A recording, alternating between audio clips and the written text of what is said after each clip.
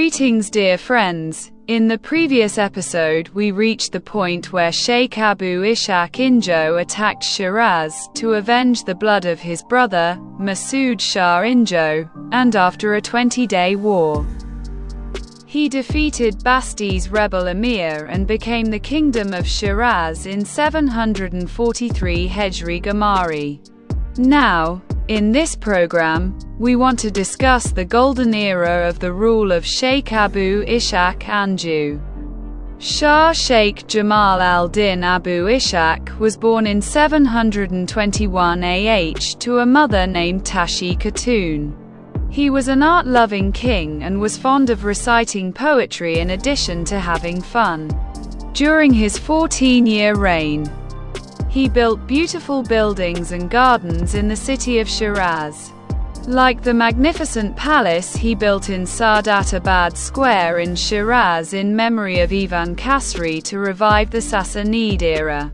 Abu Ishaq, who was very popular and lovable in Shiraz, did not trust the people of Shiraz, because despite the relative peace that reigned in Shiraz, sedition and riots were still felt in the city.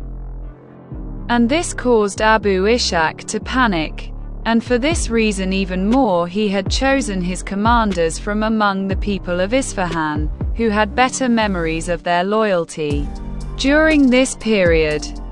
Khwaja Hafez, who was a young and passionate poet, used to visit Abu Ishaq's palace, and because of the interest and friendship that had developed between the two, it can be said that Abu Ishaq was the first ruler whom Khwaja Hafez loved him and praised him in his poems. The reign of this happy Shah was a unique opportunity for the growth and development of the taste of poets like Hafez. This young king used everything he collected from the people and merchants as taxes, or the property he obtained from the looting of cities like Kerman and Yazd,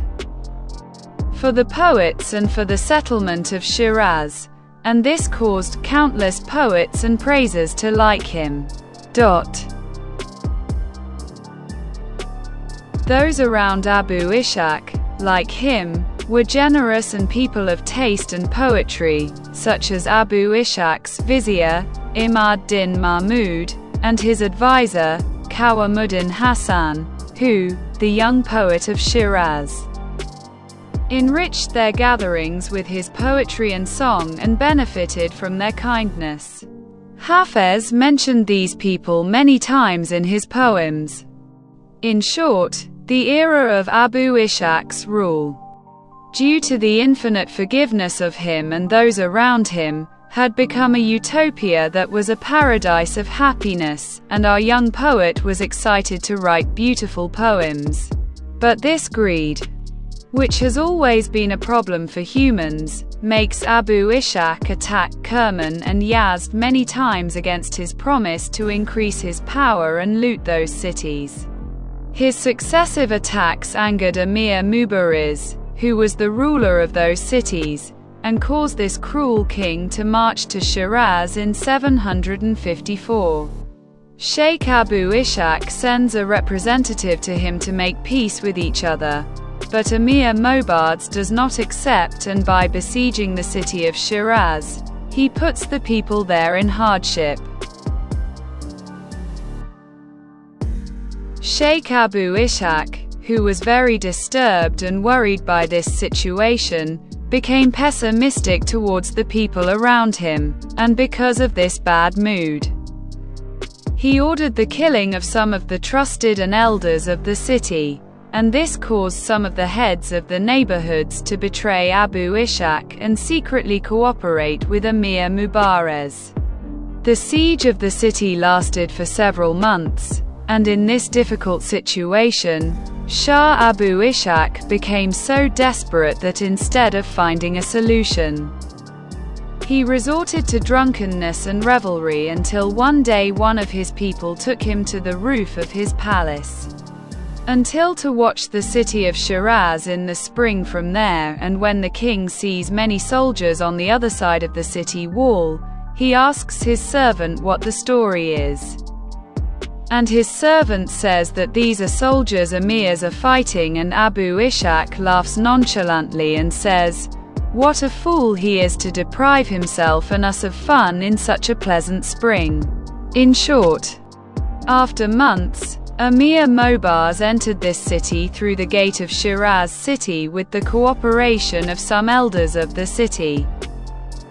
And Abu Ishaq fled from the city of his dreams with the sadness of his 10-year-old son's death.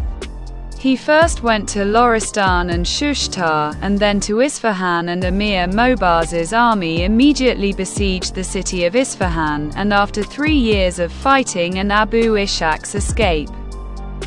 finally this unfortunate king was arrested by Emir Mobaz in 757, and Emir Mobaz, out of fear of rebellion by Abu Ishaq's supporters, secretly brought him to Shiraz, and they tried Abu Ishaq in the presence of the elders of the city. And under the pretext of revenge for the murder of Haj Zarab, who was from Sadat Shiraz and was killed by the order of Abu Ishaq, Emir Mobaz ordered to kill Abu Ishaq in Sadat Square of Shiraz.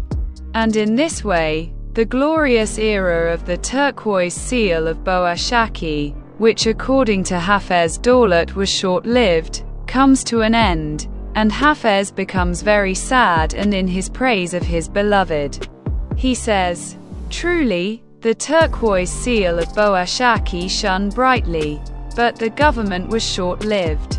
Did you see the giggle of Karaman Hafez's partridge, who was oblivious to the falcon's claw? With the death of Abu Ishaq and his son, the rule of Al-Injo became extinct, and the era of narrow-minded and strict kingship named Emir Mubazuddin of Al-Muzaffar begins. In the next episodes, we will introduce you to more events and details from the history of Hafez's turbulent life. We are very happy that you are with us and support us with your valuable presence.